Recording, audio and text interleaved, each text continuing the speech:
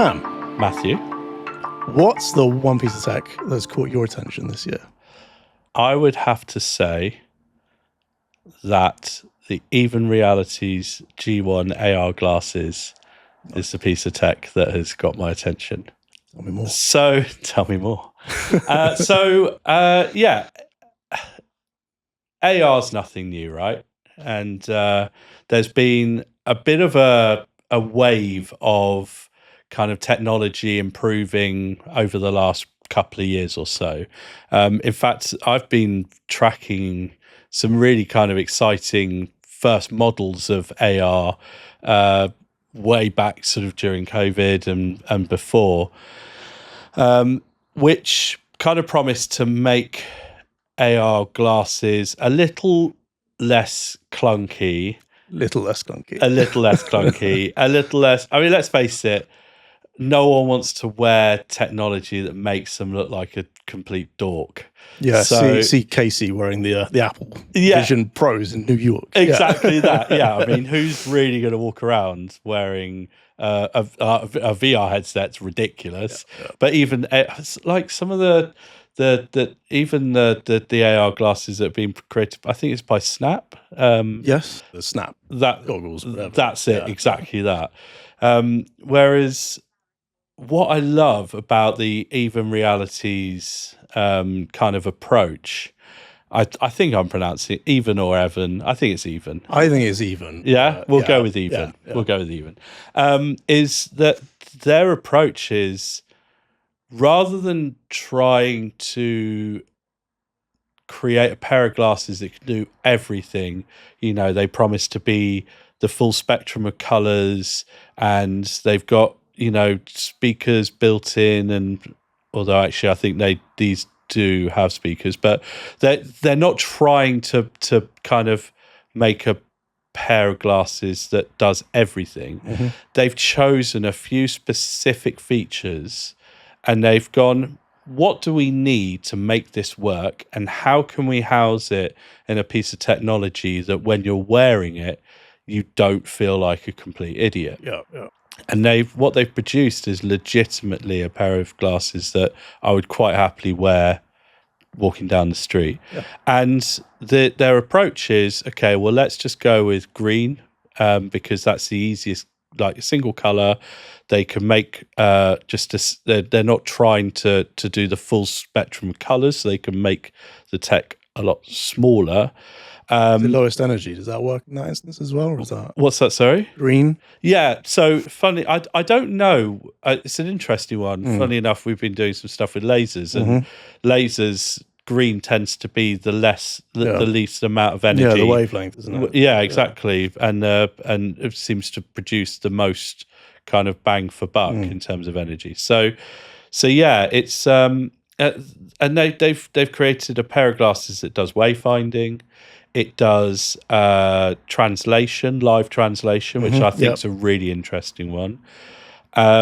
It will also, something that I could probably use right now, you can have auto cue. Mm-hmm. So for once, I could have everything pre-written, probably via ChatGPT, have it all up, and while I'm talking to you, actually come across as if I know something, which would be... and you don't really see it on camera as well. I've seen that. It's really cool. Yeah, no, but it's just a really great, pun intended, vision of the future, where we're starting to see this kind of this technology evolve into something which actually looks like a tangible product that I could see being adopted on scale, and that or en masse, as it were. And I think in our industry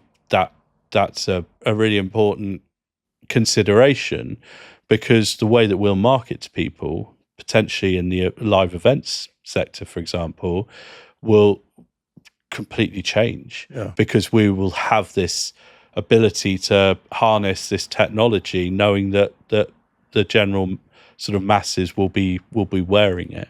So that's where I'm at. But I mean, it's a great question. I'd like to throw that back at you. Well, I'm glad you mentioned that particular one because I've been looking at neuro-haptics.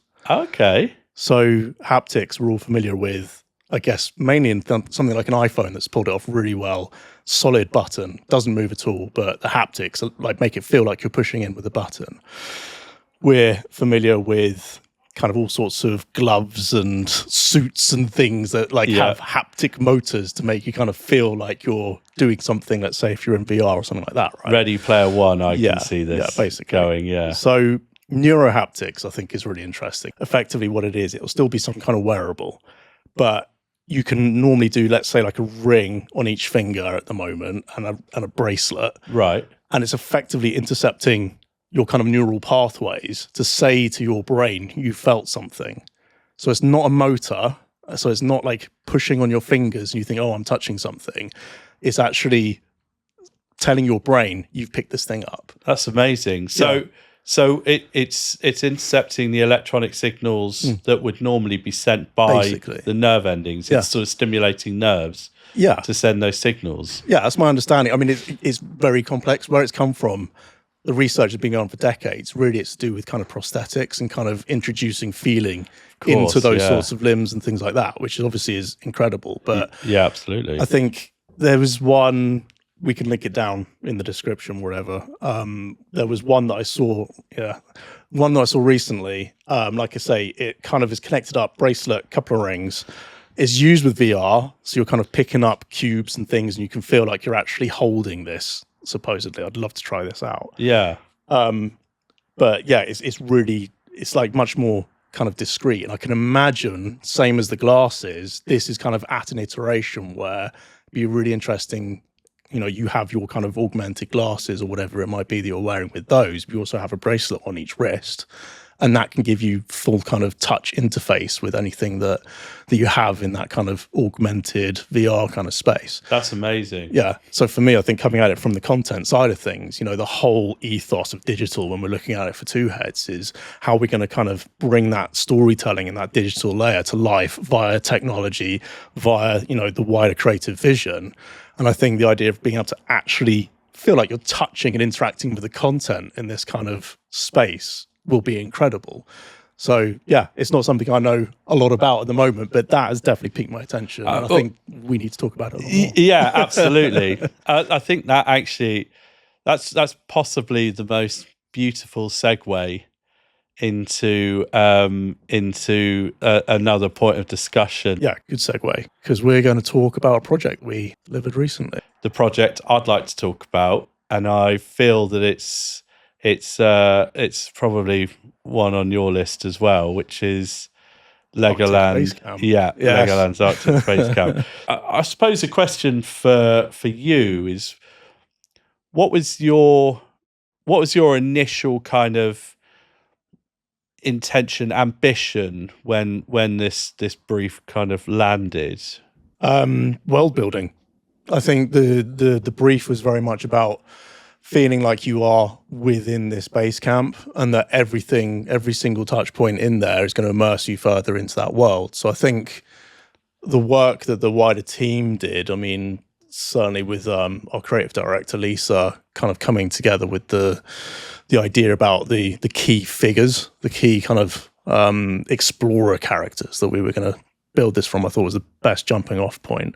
From there, it was all about, okay, well, what does that look like? So that leads us to the kind of the lost video diary, you know, something's happened and oh no, send help or something. So, you know, that kind of gives us our first kind of activation. How do we kind of engage with the video diaries? And then you want to get into, well, how do we actually support them then? Which is, you know, when you very much come into play and think about the interactive elements and how you can actually interact with the Lego pieces and the characters and so on. And I think that was an amazing collaborative piece because obviously, like you say, you've got the kind of the animations happening within the interactive Unreal builds and so on. So it's all there really. But yeah, I think my favorite part was kind of combined with the idea of this kind of static interference coming from the North Pole, which was going to make the radio in the background just go on the fritz, and it would just kind of go between lots of different radio stations, and you had kind of podcasts taking place with the key characters, and then, you know, all the information about all the kind of wildlife and weather states and all of this, and then that kind of tied into the CCTV where you see all the Lego humor come to play, you know, the guy dancing onto frame and then realizing he's on camera and kind of moonwalking back off again. Yeah, like, that's it. Subtly. All of this, I think, you know, to me, the world building, I think, is the real fun part. And then that just cascades out into the creative tech side of things. I suppose we should probably touch on a couple of the interactives. So if we start, we've got various, as you've alluded to, various screens showing content. We've got a big sort of brick build, mountainous kind of area with interactive tables which require children to build models and then take it over to a digital interactive table, and it actually sort of unlocks this physical and digital connection so that you can play around, but with a tangible Lego build in your hand.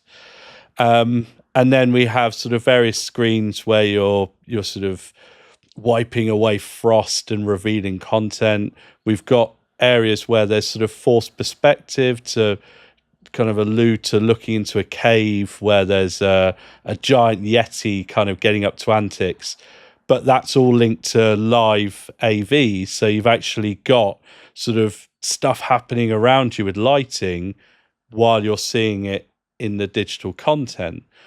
And I suppose out of all of it, what do you think, which sort of area, was there a specific area which was the most challenging? Do you think it was sort of challenging across all of it? I think the Yeti in his cave was really interesting one, because the idea behind this one, like you say, is you have a screen which has our insight into the Yeti's cave. So this needs to feel like it's completely integrated into the surrounding environment. It needs to be to the scale that we deliver everything at for the Legoland projects. And we kind of need to have that idea that this cave goes way back and the Yeti's kind of hanging out at the back, and then he's going to come up to the front and do something entertaining sort of every few minutes or something. So I think you know, looking at that with again, using a lot of the Unreal kind of pipeline that we've kind of built out for that was interesting, but it kind of had a few challenges just to make sure we could kind of get that right, get that all dialed in. But, absolutely, you know, we figured it all out. The final result was amazing. Yeah. But I would say that's a classic point of a piece of the puzzle where we've actually joined forces, something you wouldn't necessarily immediately think about. But there was a lot of work to do from a content perspective, and to get the animation style right, and to get it looking correct from a perspective point of view. And I, you know, hats off to your team on producing something which it looks as amazing as it does. But also hats off to our team, because there was some tech of considerations in that regard. I don't want to sort of massage our egos too much, but it's an interesting one, because that's a dynamic. I think people in the agency probably wouldn't know that you and I were working so closely on that, because that's more seen as content. And yet actually there's all of the tech, some completely new methods and modules and things that we're having to create within Unreal Engine to make it all work. And you know, the like I say, the final result's great. Yeah. But and then unpacking it into a way that we can run it with the show control system with the production teams. That's right. So, that's right. There's this sort of really intrinsic timeline and sort of a series of events where stuff has to happen in a specific order in us to create this thing on time and looking great and everything else in between. And like you say, you touched on it there with regards to sort of the overall experience, is that the production team are there in the background doing show control with lighting. And so we actually have these sort of full immersive takeovers where the content, the technology from a sort of development standpoint, and the lighting are all sort of doing this carefully choreographed dance to produce a sort of joined up experience where suddenly the whole space will be subjected to the aurora borealis, and you will see this in all the content everywhere that you look.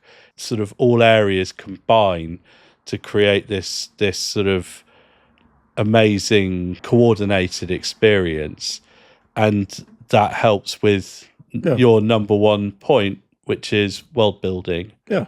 Every screen, every piece of audio, all of it working in concert to give this takeover moment for various different weather states. Yeah, I think it worked really nicely. One thing that I know you and I always harp on about, but it's so important, is the art of storytelling. And that's something I think would be really interesting to kind of look at that and sort of talk about that in a bit more detail, because I think it's something that's often overlooked. Is certainly I see it within the tech side of things, and you mentioned this earlier about tech for tech's sake. We are in this sort of landscape now where it seems like, well, number one, our clients need to get more out of technology. So things have to fulfill multiple purposes and do multiple things. Yeah.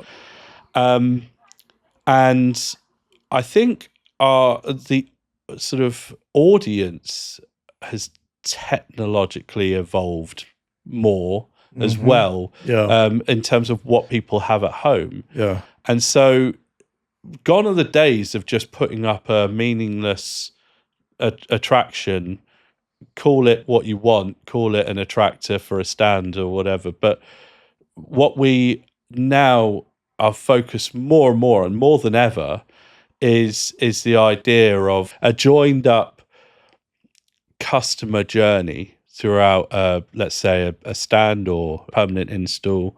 And I think that's a really interesting one, because that really touches on digital a lot. Well, I think one of the things we've been talking about is how something that a few years ago might have been, really kind of a bit of a showstopper, or people wouldn't have come across it so much, is now so commonplace that it's just like another input method. It's just like picking up a mouse and just interacting with it, or just a touch screen, which is now so commonplace. I think, there's absolutely a place for a lot of the kind of RFID technology where you might have something you want to place onto a screen and it does something, but you see it so much now in these kinds of environments that the kind of wow factor isn't always there. So you really have to make sure that it's got a real point to supporting the storytelling. I think, what comes to mind is one that we delivered recently for one of our clients, Belden. Yeah. So we've been working with this client for a number of years, delivering 5 large customer innovation centers globally. The last one being Bangalore in India. Well, the reason why I pick up this one is because we'd done these really interesting examples of kind of different ways of immersing you in different content, but this one was going to be a fully immersive room. And they'd been working a lot with these kind of 3D, looking at sort of 3D twins, looking at Matterports and things like that. And they felt like an immersive room could be a really good route forward. But again, it just kind of started the fun part, that creative kickoff when we were in Bangalore with them. Yeah. And I think quite quickly we kind of resolved that, yes, there was this opportunity to create this immersive room, but what were we going to do with it? So this is where the storytelling comes into play. So we land up with a 270-degree wraparound screen to play with a 5.1 surround system. No problem. Yeah. It was really easy to put in as well. Yeah, really easy. But again, that's collaboration with... I was a great fan of when you decided to drop that one on our desks. And yeah. But anyway, yeah. In this kind of environment, I think, again, just to come back to the storytelling, the whole point of this is you've got this technological marvel. You've got this amazing piece of projections and having that curved screen and the surround audio and everything. But once you're in there and you want to create this shared VR experience. So this is the idea of immersing people into different kind of places without having to strap the goggles on and everything. How do you tell those stories in an engaging way where people are going to know what to do? So this is where the storytelling to me comes into that idea of theatrics. This is kind of, okay, we've got this large canvas. Let's make sure we're really leveraging the audio to draw our users' attention to the part that we then want to show them the story play out. So you feel like you're in this room. You can look wherever you want. But in theory, we're going to have you look here because we've got this audio coming out. You know something's going to happen, and these things materialize before your very eyes. Well, yeah, the overall effect and the final result was incredible. This is a seriously complicated sort of story to tell. And so the best way, the most efficient way is transport the would-be customer to that environment, show them on screen, show them in that space, how does that product work? Where does it physically sit? How does it interact with the rest of the network? And show them the data flow. And that is quite literally what you did. And I was astounded being stood there.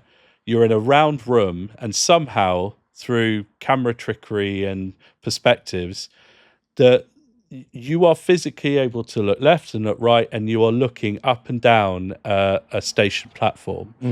You made a round room seem like a square room. Like that to me is mind blowing.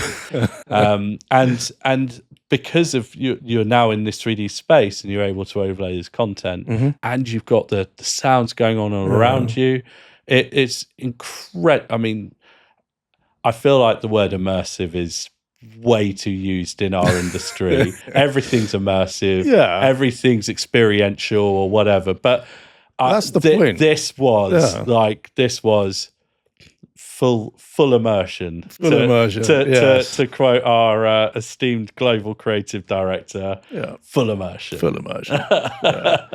No, and I think that's it. I mean, it's the opportunity to, it's thinking about how do you make that connection? And it's, yes, you have the technology, but how do you make that technology disappear? That was the whole exercise. Like, drop the walls down, put you in any space. And I think, I was pleased with how that turned out. But it was, again, talking about challenges that we've had to kind of overcome. I mean, I remember at one point we were being told by literally every partner that it wasn't possible. So I had to literally do pre-visit to prove the concept. And then we kind of incrementally pushed it forwards. And before you know, we kind of unlocked it, and we could put you in any of those environments, and we put you on the moon. The astronaut jumping up and down when we're telling the story, because Belden are rightly very proud of their history of supplying components for the moon missions and things like that. And take you around to bring those stories to life, and then actually put you into the physical scenarios to show how all their technology helps to support all the various levels of mass transit that they're involved with. That's a beautiful example of digital and tech working in unison. I mean, let's not unpack that project too far, but the point is there's loads of other elements to it which are exactly that. From when we have the sort of LED curtains that are telling the story of the server racks behind them that signify the different verticals, and all sorts of like technology coming together and bringing that story to life. But I think it's a great example. Okay, so with all of that said, Sam, what would you say is your kind of takeaway for how to tackle creative technology for experiential? I very much see our department as a supporting role. It should never be front and center. It should be the thing that sits in the background that leaves you questioning, maybe, how is that possible? It's simply the foundation to tell the story, which is where I feel that's where digital comes in, right? To really form an amazing user experience, a journey to get to that ultimate message. And so if you don't put the tech on a pedestal and you just focus on what the final product is, I feel like that almost gives you that sort of magic ingredient, that magic recipe. I think ironically, you and I probably care the least about the technology first. It's, whenever we're talking about this, it's kind of like, I'm not necessarily interested on where we can place screen technology or where we can do something interactive. It's always, well, who are we talking to? And what are we trying to say to them? For sure, yeah. And then I think from that's where the innovation lies. I think you and I we always take the same approach. We always unpack a project. We kind of dial down all the noise. And I think it's great. There's lots of excitement and buzz. We could do this, we could do this. But we'll be looking at it. We'll look at that story, and then we'll think of those innovative ways to bring that story to life. And I think that's where that's where the invention comes. That's where those kind of moments of inspiration come from. And I think that's the exciting part for it. And having the in-house creative technology function allows us to be able to build whatever we need, whatever we can dream up. It will inform as well, ideas that kind of make their way and permeate throughout the creative team and kind of probably resurface elsewhere. But yeah, it's just that idea of, what are we trying to say to a specific kind of audience, and let's think around an exciting way of doing that. Yeah, exactly that. I often find I always shy away from trying to bring technology into conversation too early, certainly in terms of the sort of creative ideation phase, where you've mentioned like Lisa Hill and Paul Skinner, like other the creative directors within the agency.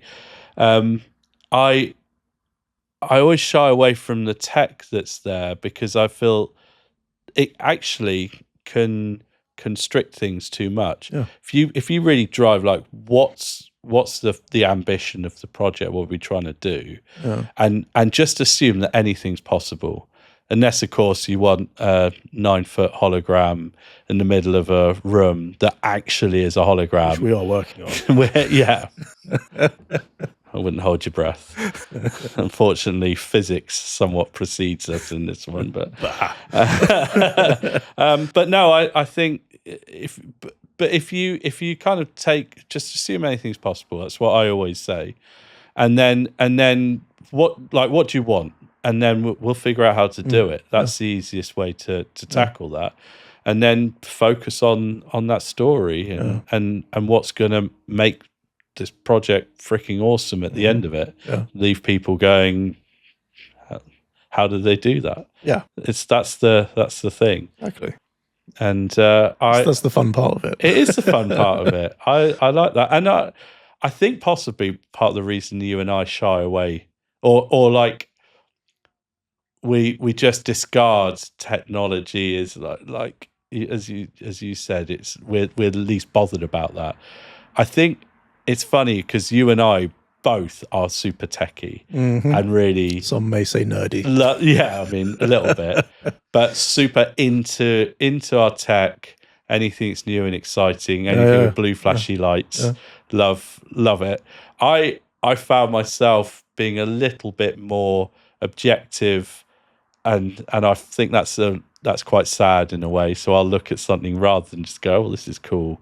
Actually think like, what can I do with it? I wonder, are you the same since you sort of worked within a creative world? Or I don't know. I mean, everything for me is all about, it all goes in and percolates, and I think that you have to absorb that. So I think why it works for us, like you say, is we're always devouring it. Like you say, like in the example of Experiential, we're not worried about what's the technology we think we're going to put into it, because that will come later. But in the background, in the interim, we're absorbing it the whole time because we just find it fascinating. So we're always having these conversations. We're talking about it. We've discussed the glasses and all these sorts of things, and I just find it fascinating. Always have, always will.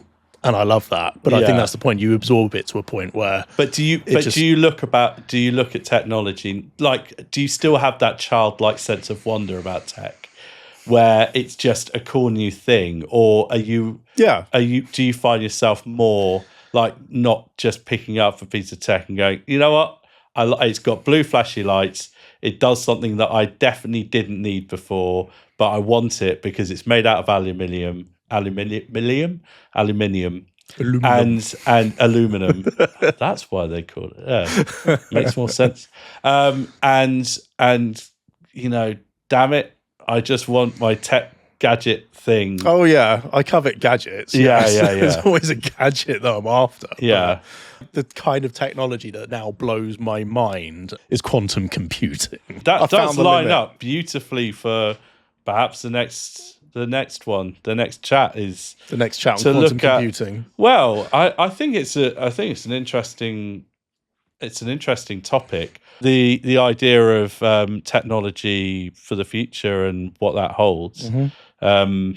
I will just shamelessly plug the article that probably would have released by the time this video goes out, which is about event technology over the last 12 months and sort of lining up where that sets us for the future.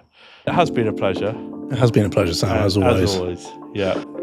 So, if you've enjoyed this conversation, then like and subscribe. We've got more content like this coming soon.